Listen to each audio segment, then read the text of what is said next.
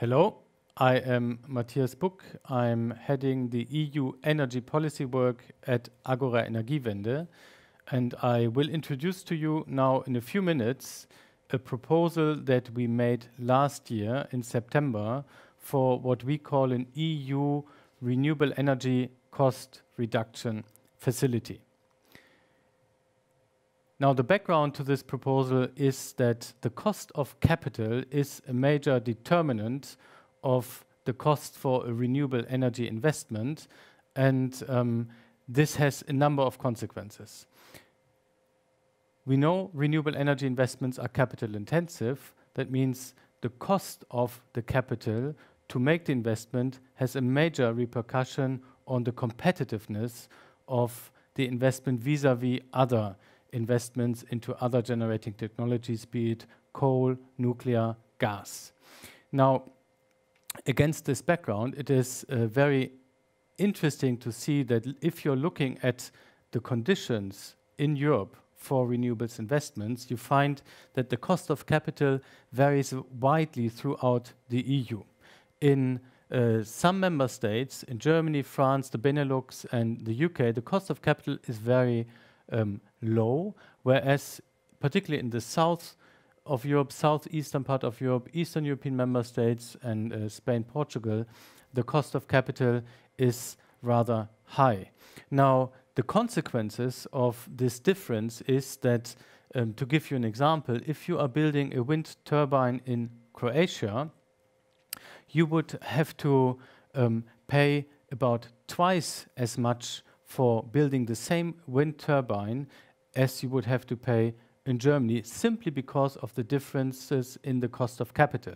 Now, this does translate, of course, in higher costs for the consumers and the taxpayers that have to finance the 15 or 20-year commitment for the market premium that is given to the project developer. Now, looking at the situation from a European perspective, we are moving after 2020 to an EU collectively binding target. There is a question, will this need to be addressed, yes or no? In our view, yes, it should be addressed, because the higher cost of capital in some of the low GDP per capita member states mean the consumers and taxpayers in these member states would pay more to contribute to reaching the EU target, and they would profit less from the opportunities of investing into renewables. Now, according to our analysis, this situation is not not need to stay as such, but there is a transitional challenge that we want to target with our proposal. Now, the cost reduction facility idea that we have proposed is quite simple from an investor perspective, and I will quickly lead you through the key idea. If you're perceiving a trilateral relationship, here you have the project developer and the investor perspective. The usual situation is there is a regulatory framework by a member state. There are specific commitments made by the member states how project developers will be supported through feed-in tariffs, market premiums, etc., to have some revenue stability when developing a project. Now, from the investor perspective, there are, as I was saying, different risk perceptions that play out in the differences in the cost of capital, the map I was showing before. If you want to reduce the cost of capital, you need to work on the risk perception of the investor, and this is what our proposal is doing. In essence, we are proposing that an EU institution, it need not be the Commission, it could be the EIB, the European Investment Bank, it could be a special facility set up for that purpose. This institution would hand out a guarantee for the tariff commitment given by this member state. And by doing this, you would automatically reduce the ex-ante risk perception all throughout Europe to the best-in-class levels that we currently find in Germany or France. That's the basic idea. Of course, there's a lot of detail how you get to this idea to develop it further in practice. So some of the basic features, let me quickly lead you through. So the member state would provide a tariff to an investor. In our proposal, if the member state sticks to the commitment, and this is followed through for the 15 or 20 years the commitment exists, the cost reduction facility would never be required. So the guarantee would not be used. If there is an issue, there is a simple guarantee, an on-demand guarantee, which would give the comfort to investors that there would be very quick payment from the guarantee facility if there is some problem in the payment of the tariff from the member state system. Now, the complexity in this trilateral relationship is here, rather, that there needs to be an agreement found between the member states and the EU institution on the terms under which specific projects qualify for accessing this guarantee facility. And this we're developing in our proposal at quite some length, and this is something we are also discussing at the moment in a multi-stakeholder dialogue process with investors, institutions from the EU side, and member states. In a nutshell, what would happen if you have such a guarantee facility, the risk of the non-payment would move from the relationship between the project developer and the member state to the relationship between the EU facility and the member state.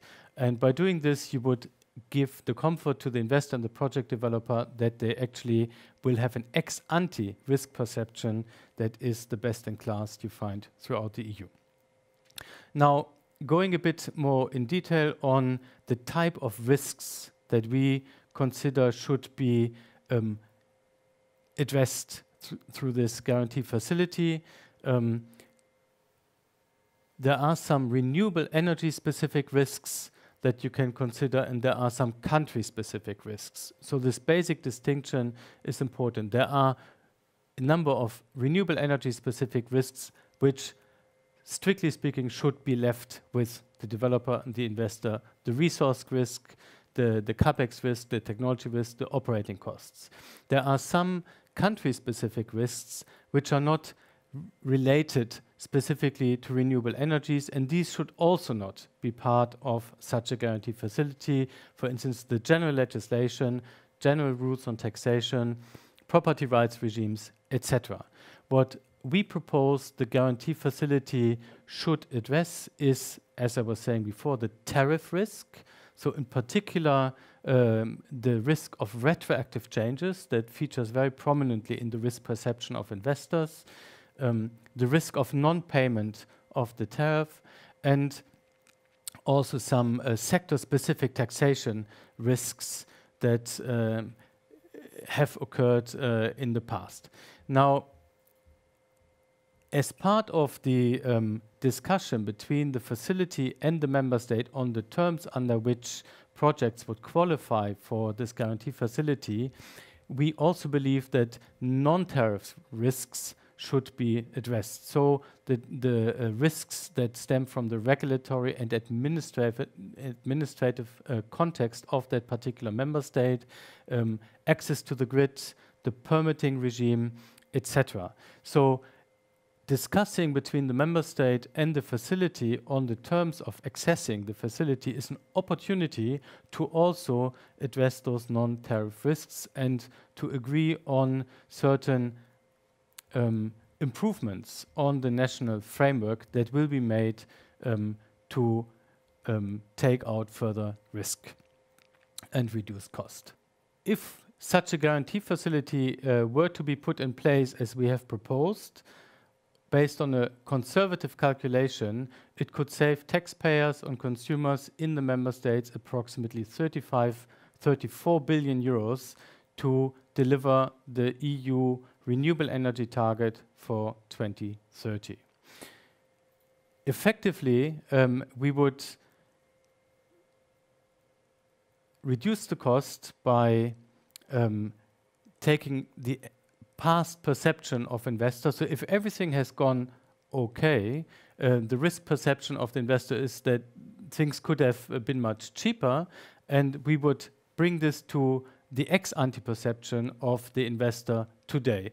And this delta is what the consumers and the taxpayers would save, because they would have to pay, or they would not have to pay this particular add-on to the market premium commitment given to the investor and the project developer. So effectively, we would be saving money for the consumers and taxpayers, and rather giving it to the consumers, leaving it to the consumers and taxpayers than giving it to the investors. Importantly, in our view, the participation in this facility would be entirely voluntary. So looking from a member state perspective, this is very important in our point of view. This would not be an all or nothing facility, but it would be something which member states that want to make use of it could test, and if they see it is working for their case, they could scale it up, and by its functioning, it would ensure that the market is picking up confidence again, and the cost of capital would come down. So in our understanding of this concept, it would be a transitional facility that is helping to have the best-in-class costs for the investment into renewables in Europe already today. So we would save a lot of money, but it would clearly be a transitional facility, which you are testing, you're scaling up, and then it would phase out the moment the market in the different member states is picking up confidence again.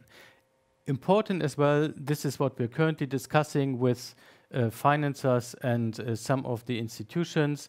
There is potential to also apply this idea to existing regimes and existing assets. We are currently looking into the details of how this could happen. There is also, of course, potential to apply this idea to not only renewable energy investments, but also to other capital-intensive investments for the energy transition, for example, to energy efficiency. This was a brief introduction to the proposal we made last year. You're very welcome to read our much more elaborate report on it, to download the slides, which are more comprehensive on the presentation, and to get in touch with us if you have any question on this proposal that you want to discuss. Many thanks for your time.